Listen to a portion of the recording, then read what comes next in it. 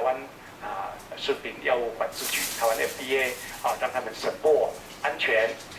那你的细胞呢没有受到污染，不会变肿瘤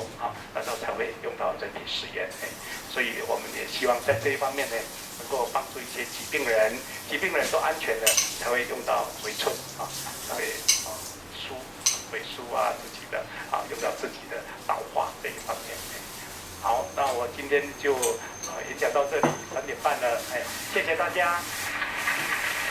林院长，那因为最后我们还有一点时间呢，不知道在场大家有没有我们可以进行一小段的 Q&A 的部分。不知道现场的朋友有没有什么问题呢？可以借由这个时间赶快来问我们的林院长。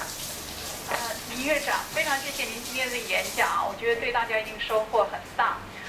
我的问题是，刚刚您提到运动本身对这些也有一些帮助，然后我在想您讲的血液的问题那美国的斯坦福大学从去年9月多开始找了很多的那个老人家，让他们就是说要看看那个气功，就太极拳对老人痴呆症的帮助如何。那我觉得这就回到您刚刚讲，跟您刚刚提到那个有相关性，就是说，因为很多人都知道练气功太极拳这个东西增加你的血脉嘛，你的血气。那您刚刚也提到血液增加的话，像脊椎血什么等等，那会有干细胞的成分。我想请您就是说，是不是针对这个问题谈2件事情？第一个就是我刚刚这样的叙述，是不是就是符合您刚刚讲的那个东西就为什么他们会觉得太极拳这个东西可能会有一些帮助？是不是就是从那个角度来思考？第二个就是他们的研究其实只让这些老人家呢1个礼拜做2次的那个运动，那这种运动的次数够吗？因为您刚刚提到如果打那个什么进去的话，5天的那个针可以有10倍的那个血液的量出来，那个干细胞血液出现。那运动的话是要多少的量才能够达到类似的效果？很好的问题你看我们的听众都口说好话。平常在医学界里头你讲那个都不好的是什么的，你讲的不对或怎么样我们这里都是用鼓励的好话。不过你的问题很好。那我们北港有个中医部的何部长那他从哈佛回来以后呢，他就问我说，院长，我要写什么文章因为他升等副教授嘛我就跟他讲说，你天天做的事，每天做的事就是你的文章你每天做什么事？可是我现在有教这个1年级的学生太极拳它叫做中医大的太极8式，我不知道太极拳有多少式反正他就把它浓缩成8式这样子，最重要的太极8式。他为什么教这个？因为他是全国太极拳的总冠军然后呢，他也是奥运太极拳的裁判。所以校长黄荣珍校长叫他去每一个中医大毕业的通通都要会打太极8式这样子我说这个就是你的文章你打太极8式要干嘛？延年益寿。你延年益寿，你有证据吗？就是你刚刚讲的延年益寿。好，那因为我们做研究的嘛那我们就抽一点血当然都是要经过IRB一些人体实验委员会同意。好，就抽延年益寿那你 CD34 就刚刚讲的，你血液里面的干细胞增多表示要回春嘛。第二个，你的细胞有一个端粒酶细胞它有一个生理时钟，你假如那个生理时钟呢能够回春，端粒酶的那个活性增加，就表示回春第三个呢，有一种叫做 insulin growth factor 1这个蛋白质呢下降，它就可以延年益寿那为什么这个蛋白质下降会延年益寿呢？因为中南美有一群人，他就是 IGF-1不高的，他们呢就是寿命还蛮长的，不会得糖尿病。第四个，他的血浆里头抽出来有打太极拳的他的血浆呢能够抑制癌细胞的生长好，就看看这4个指标怎么样好那真的就看那有的是打了1个学期的打几个月的，反正就乱比划的有的呢真的是打1年厉害的有的打2年，有的打3年的好，不抽血这样子啊，抽一点点血，就是看看那3个指标，怎么样，到底他的功力哈，真的打假的打有没有差，可是他也是运动啊，有没有相同的运动量，好慢跑的，一样的运动量的，他的血液里面的4个指标怎么样？结果经过2年多3年，他答案出来了。真的有效太极拳有气的有功的有功力的真的是有可以这些指标是往延年益寿的方向在走文章还没出来还在写，打算要投出去所以是没错运动有的是真功夫的运动，有的是随便乱动的运动但是有动总比没动要好这样子所以我们我就跟他开玩笑因为他是中医师嘛，所以他针灸针灸很厉害有一次因为到北港的都是比较没希望的我们都中西医合疗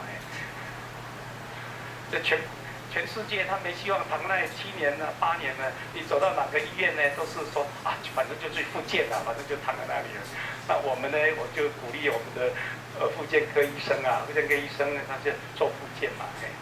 我说大家都凹来凹去，你跟人家凹的有什么不一样嘛病人躺在那里，你要让他醒这种神经刺激。中医师也一样我说何部长他躺在那里嘞你的针灸跟人家有什么不一样？都是针我说我当然不一样我是醒脑的穴位然后他有时候还讲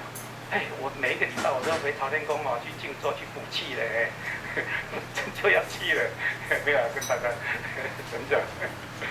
的确所以是不一样的我人老了当阿公了就开始讲故事那个时间还好。那因为这种干细胞比如说你打机械赛，大概2个礼拜它又回来了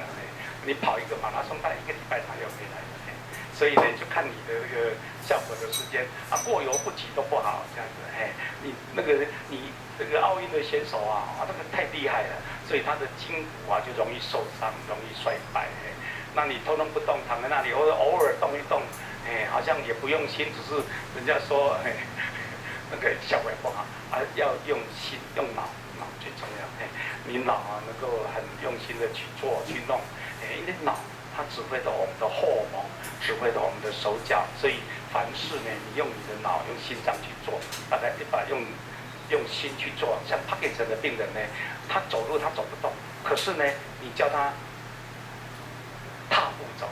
踏步走，你一定要用脑子去指挥你的脚他就走得比你还好所以呢帕金森的病人呢，有一次我们去刚开始移植的时候，我们都把病人被带到温哥华去做手术前跟手术后的影像那这个清晨大概6点半火灾了火灾的大家还在那边看一看，我们帕金森的病人走不动可是他是第一个跑到楼下的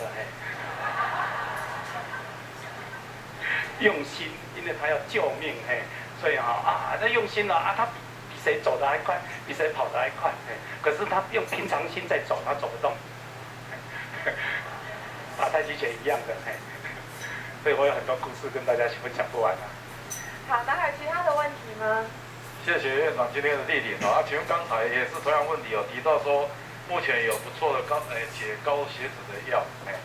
是不是可以跟我们分享一下那个就是 statin 的东西像那个很多要适量有时候这个血脂肪太低那也不好，也容易脑中风就刚刚好所以还不错啦所以现在人的寿命呢，因为以前血压高没得药，所以秦始皇40几岁就走了这个糖尿病也很快就走了胆固醇很高或什么，现在这一类的是基本的控制还蛮好的要控制好那边的朋友有没有什么一个问题呢？这个这是我们光轩的队长，给他拍拍手各位朋友师兄师姐师妹，可是我是个基督徒你们欢迎不欢迎这一位演讲者是他18岁我就认得他所以他今天讲的话，大家都把它听进去，对我们的健康是绝对有帮助。我要讲出我的见证，很简单，在好多年以前，林院长当医生的时候，我就去问他，说你是如何防治痴呆症？他跟我说，